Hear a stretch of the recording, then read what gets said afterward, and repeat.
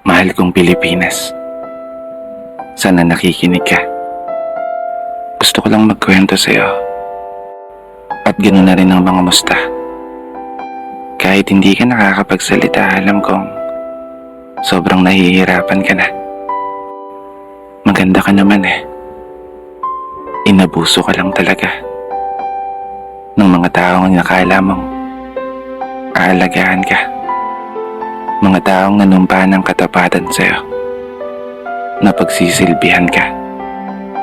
Mga taong pinagkatiwalaan namin na sa'yo'y magsasalba sa mga panahon na haharap ka sa unos bilang isang bansa na matatag at palaban. Ngunit naging kabaligtaran, isang bansa na ninanakawan ng sarili mong mamamayan. Isang bansa na dapat ay pinoprotektahan. Ngunit isang bansa na napapaligiran ng mga taong mapanlamang. Kailan nga ba tayo magigising? Kailan nga ba kayo matatauhan? Kailan mo nga ba isa sa puso na inihalal ka ng taong bayan upang maglingkod?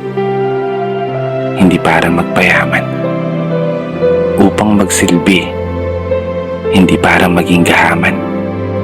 Imulat mo yung mga mata mo upang tuluyan mong masilayan ang katotohanan na nakakapagod ng maging Pilipino, nakakapagod ng maging mahirap sa isang bansang inakala naming iingatan mo. Mahal kong Pilipinas.